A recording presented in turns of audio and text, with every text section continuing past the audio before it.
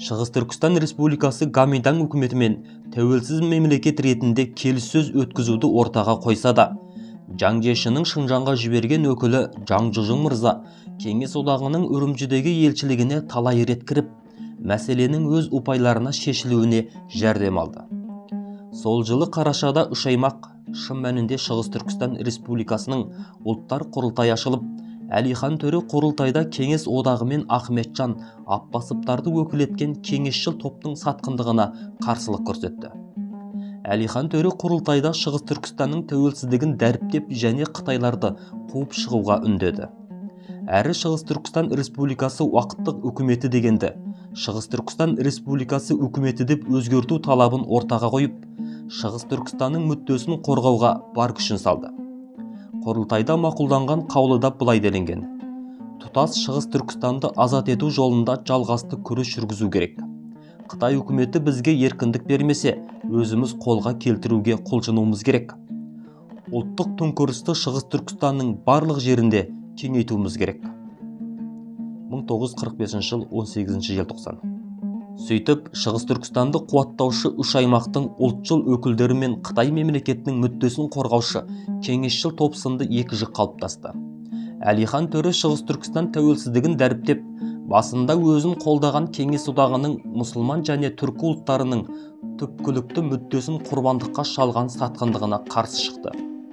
Алтайдан Оспан Батырдың өкілі болып келген Ләтіп Мұстапаұлымен де ұзақ кеңесіп, кеңестіктердің жаман ниетімен алдағы күрестің қиындығы туралы сыр бөлісті.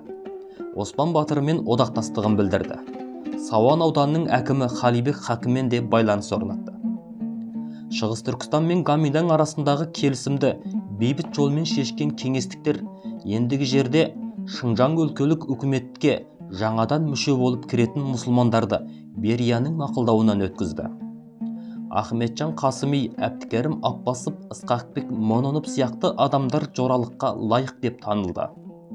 Осыдан кейін құрылған Шыңжаң өлкелік бірлескен үкіметтің төрағасы Жаң Жужың болса, төрағаның бірінші орынбасары Ахметжан Қасыми мырза, тағы бір орынбасары Бұрхан Шағиди болды. Ахметжан қатарлы адамдар бірлесіп, Шыңжаңдағы әр ұлт халқына хат жариялап, мынаны үндеді: біз Іле, Алтай, Тарбағатай аймақтарында құрылған Шығыс Түркістан Республикасы үкіметі өз борышын өтеп болды. Үш аймақ жеке-жеке өлкелік бірлескен үкіметке тіке қарайды деп жариялаймыз. Кеңестіктер жағынан жасалған осы сұрқиялықтарға бастан ақыры қарсы болған екі адам болды. Оның бірі Әлихан Төре болса, екіншісі Оспан Батыр еді. Кеңестіктер енді осы екеуінің көзін жоюға харекетіне кірісті. 1946 жылдың 17 маусым күні Құлжадағы кеңес консулы Әлихан Төреге телефон соғып, Қорғас шекарасында Өзбекстанның сол кездегі бірінші секретары Осман Юсупов күтіп тұр. Сізбен ақылдасатын маңызды мәселелер бар көрінеді. Тез барыңыз, дейді. Сөйтіп Әлихан Төрені Жаркент қаласына 2 күн ұстап тұрған соң Алматы арқылы Ташкент қаласына ұшақпен әкетті. 1976 жылы 91 жасында Ташкентте қайтыс болады. Сол Әлихан өзін сұраққа алған кеңес қызметкерлеріне соңғы өтінішін сұрағанда: мен сендердің қолдарыңда тұрмын, атасыңдар ма, шабасыңдар ма ерік сендерде. Мен сендердің жалған уағдаларыңа сеніп, халықты азаттық күреске шақырып едім. Олар маған сеніп күрес майданына шығып еді. Осы барыста мыңдаған жастар құрбан болды, жараланып кемтар болып қалды. Ақыры мынау болды: олардың қып-қызыл тырнақтары менің жағамда кетті. Алданып қапы қалған халқымнан кешірім сұраймын. Мәрттік ете алсаңдар, менің осы тілегімді халқыма жеткізіп қойыңдар, басқа айтарым жоқ, деп күңіренген екен. Әлихан Төренің бұл сөздерді өзі бастаған ұлт азаттық күресінің адал қайраткерлері және ақырғы деміне дейін елі мен жері үшін күрескен Оспан Батырға қаратып айтқанында дау жоқ. Тағдырдың қиын сыны сабындай бұзылып, сайтандай құбылған алдамшы замана пенделерін сынаққа салатын болса, бұл сыннан қыл көпірден өткендей сүрінбей өтетін адамдар көп болмаса керек. Сол тұстағы күрестердің ішінде Әлихан Төре мен Оспан Батыр бастаған күрес тек қана елі мен жерін қорғау сынды адал ниеттен туындаған исламшыл түркіліктің таза ақиқатын көрсете алды. Алайда әртүрлі идея мен мүдделер көлеңкесінде жүгірушілердің көптігі олардың адымын аштырмады. Алысты көре алмайтындар көз алдындағы алдамшы саясаттың құлы болып, ұлттар тағдыры тағы да тәлкекке түсті. Әлиханның жасырын қолға алынып кеңес одағына әкетілуімен бірге қалыптасқан Оспанға қарсы идея бір мезет Ахметжан Қасыми, Әбдікерім Аппасовты өкіл еткен қызылшыл топтың күресін үш аймақтағы ықпалды орынға шығаратындай көрінді. Олар өздеріне сырт бере бастаған Оспанның ожар мінезінен сескеніп, оның алдына барып, одақтасу ниеттерін білдірді. Оспанға үш аймақтың халық батыры орденін сыйлады. Олардың қылығына мырс-мырс күлген батыр: «Мен теңге моншақ тағатын қатын емеспін. Алтынды көрсе періште жолдан таяды» деген, менің күресім атақ абырой немесе орден үшін емес, ел мен жердің тағдыры үшін, деп жауап берді. Оспанды көндіре алмасын білген олар әртүрлі қастандықтар сайлады. Кеңестік тәрбиенің сынағынан өткен Дәлелхан Сүгірбаев олардың оң көзірі ретінде Оспанға қарсы тұрды. Әскер бастап барып, оны қапылыста құртуға да әрекеттеніп көрді. Бұл арада империялардың ойыны адалдықпен орындалып жатқандай көрінгенімен, сол тұстағы өзін ұлт зиялысы санаған түркі азаматтарында мәнсап мәртебеге деген пендешіліктің басым болғаны да өтірік емес. Сол үшін де олар қай кезеңде де белсенділік танытудан қашпаған. Мейлі Қызылдасқан Шыңжаң болсын, мейлі түркішіл жас мемлекет Шығыс Түркістан болсын, олар қалай да болса мәнсап бұйырар деген дәмеден аулақ болған емес. Сол үшін де тарихтың сындарлы кезеңдерінен сүрінгенін уақыт көрсетті. Өзі сенген үкіметке де, халыққа да сенімсіз саналып, өз ғұмырларын ғана емес, өздеріне ілескен халықты да адастырды. Бір жағынан Моңғолияның, бір жағынан ішкі ағайынның, енді бір жағынан кеңес одағының қысымына ұшыраған Оспанның комендантшылармен одақтасуды таңдауы осы кезең еді. Әрі өз таңдауын кезінде ортақ мүдде үшін бір-біріне жау болған Қара Қытай мен Қызыл Қытай бірлесіп Жапонға қарсы тұрды. Кеңес одағы да Америкамен бірлесті. Мен уақыт талабы бойынша гоминаңшылармен бірігу арқылы ақш сияқты сырт елдермен байланысқа шықсам не болыпты? Бұл менің кеңес қызылы мен Қытай қызылынан сақтануымның бірден бір жолы, деп түсіндірді. Кеңестіктердің ойшығына айналған үш аймақ қозғалысының соңғы тағдыры трагедиямен аяқталды деп айтуға болады. Бейбітшілік бітіміне қол қойылғаннан кейін үш аймақ үкіметі коммунистік партияның билігін қабылдай бастады. 1949 жылы 17 тамызда Қытай Компартиясы орталық комитеті үш аймақ үкіметі өкілдерін Бейжіңде ашылатын жаңа саяси кеңестің мәжілісіне қатысуға ресми ұсыныс етті. Келесі күні Мао Цзедун жаңа саяси кеңестің дайындық көру комиссиясы меңгерушісі атымен үш аймақ үкіметі мен Ахметжан Қасымиге шақырту хатын жіберді. 20 тамызда Ахметжан Қасыми Іле ерекше район халық өкілдері атынан Қытай Компартиясы орталық комитеті Мао Цзедунға жауап телеграмма берді. Мәтіні төмендегідей: Мемлекеттік халық жаңа саяси дайындық комиссиясының меңгерушісі қадірлі Мао Цзедун мырзаға: Қатыңызды тапсырып алдық. Сіздердің бізге айтқан істеріңіз бүкіл өлке халқы ұзақтан бері армандап келген істер еді. Біз халық азаттық қозғалысының ұлы жеңісін бүкіл дүние жүзінің және бүкіл Шыңжаң халқының жеңісі деп білеміз. Сондықтан біз ең қызу ынтамен қадірлі Мао Цзедун мырзаға алғыс айтамыз және қуанышымызды білдіреміз. Бейжіңге жаңа халық саяси кеңесі мәжілісіне қатынасатын өкілдер жібереміз. Соған бала осы телеграмманы жолдап отырмыз. Ерекше районның халық өкілі Ахметжан. 20 тамыз Іле.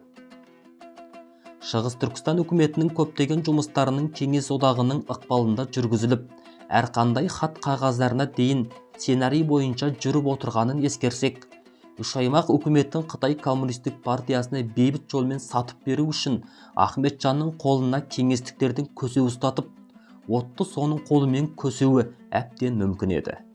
Ендігі жерде бұл іске куә адамдардың көзі жоғалса болды. кеңестіктер тарих кінәсінен қағыс қалады. Ахметжан мырза осы хатпен-ақ өзінің ойынан шығатынын сезді ме, жоқ па, оны дәл қазір ешкім айтып бере алмайды.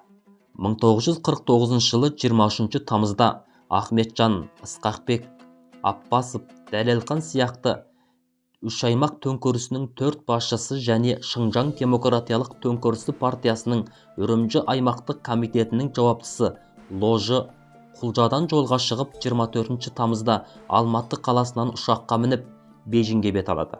27 тамызда Ахметжанмен бірге жолға шыққандар Кеңес одағының ұшағына отырып Иркутск қаласынан өтіп Байкал көлі маңына барғанда ауа райы салдарынан ұшақ апатынан қаза тапты деген хабар келді. Шын мәнінде 1991 жылы Кеңес одағы құлағаннан кейін КГБ-ның бұрынғы жетекшілері, Шығыс Түркістан Республикасының жетекшілері 1949 жылы тамыздың аяғында Сталиннің бұйрығы бойынша Мәскеудің Любянский түрмесінде өлтірілгенін жариялаған. Интернет мәліметі. Сөйтіп 1949 жылдың соңы мен 50 жылдың басынан бастап Шыңжаң коммунистік Қытайлардың қолын өтті. Шығыс Түркістан мәселесі сөз болғанда көп жағдайда Оспан Батыр Шығыс Түркістан батыры деген сөз ауызға алынады. Шығыс Түркістан аталатын аумаққа Қытай шапқыншыларын кіргізбеуді мақсат еткен Оспанның күресін оң санасақ та, шын мәнінде Оспан жалпылық отан ұғымын түркі даласымен өлшеп, Шығыс Түркістан атауын иеленушілерге немесе оны ойыншыққа айналдырған кеңестік қызылдарға өлерді өш болған. Оның бірнеше себебі бар. Ең әуелі Оспан ұлтшыл. Ол ұлтын адалдықпен сүйе білген. Мейлі аш-арық жүрген ауыр күндерінде болсын, мейлі жеңістен жеңіске жетіп дәурендеп тұрған шағында болсын, ол жолдастарын, ұлтын, жерін сатпаған. Қайта жауларымен қара тұяғынан қал кеткенше, ақты демі қалғанша айқаса білді. Ел мен жерге деген шексіз махаббатын өмірімен, өлімімен дәлелдеді. Екіншіден, Оспан діншіл, исламшылдықты дәріптейді. Бұны оның «кім менің тіліме, дініме тисе, сол менің жауым» деген сөздерінен көруге болады. Үшіншіден, Оспан түркшіл. Ол кеңестер одағы тіктеген Шығыс Түркістан үкіметіне жау көзбен қарағанымен, сол үкіметтің құлауға айналған тұсында Әлихан төремен астыртын тіл табысып, ол үкіметті құлатпауға, қайта кеңестер ықпалынан босатып, исламдық жүйедегі түркі мемлекетін құруды армандаған. Мұны тез сезген кеңестіктер әуелде өздері қолдап қуаттап Шығыс Түркістан Республикасын құруға бар күшін салған идеясынан тез айнып, оны құлатуға әрекеттенді. Сөйтіп, кезінде өзі көмек көрсетіп қару-жарақ сыйлаған Оспан олардың жауына айналды. Жоғарғыдағы қалың қайшылықтардың қай кезеңінде болмасын, Оспан өз қол астына кеңес жағынан қашып келушілер арқылы ондағы қызылдардың саясатын және оның өз елі мен жеріне деген қатерін дер кезінде сезіп отырды. Әрі оған қарсы тұрудың шараларын да шамасынша қарастыра білді. Германия, Жапония елінің шапқыншылығында біліп отырды. Оларға қолы жетпеген соң ақш елінің елшілігі арқылы олармен байланысқа шықты. Тіпті қазіргі кезеңде жермен соғысудың уақыты өтіп бара жатыр. Маған аспанда соғысатын ұшқыш тәрбиелеп беріңдер, деп өзіне сенімді, рулық жақындығы бар 5 азаматты сол елге оқуға аттандырады. Демек, осынша күрделі уақиғалардың артында тұрған кеңестіктерден ат тонын ала қашуы, немесе қызыл тасқынға қарсы тұра білуі, бұл Оспанның ақиқаты. Бүгінгі шындықтың Оспан жағында екенін ескерсек, кеңес қуыршағына айналған Шығыс Түркістан үкіметіне қарсы шыққандығын да әбден түсіне аламыз. Кейіннен кеңестіктер Шығыс Түркістаннан бет бұрған тұста тәлкекке түскен түркілер тағдырына ашынған Оспан Әлиханның идеясын қуаттай отырып, Шығыс Түркістанды қорғауға жанын салды. Бірақ кеш болды. Досынан жауы көп болды. Өрісі өртке оранған Алтайдың ағиығы қанатынан қайырылды. Бейне ағылшын жазушысы Гофеди Ильяс айтқандай, Оспан Батыр егер бұдан 5-6 ғасыр бұрын дүниеге келгенде, аталары Мөңке, Шыңғыс және Темірлан деңгейлес ұлы қолбасшы болар еді. Жәди Шәкенұлының Оспан Батыр романынан ықшамдалды.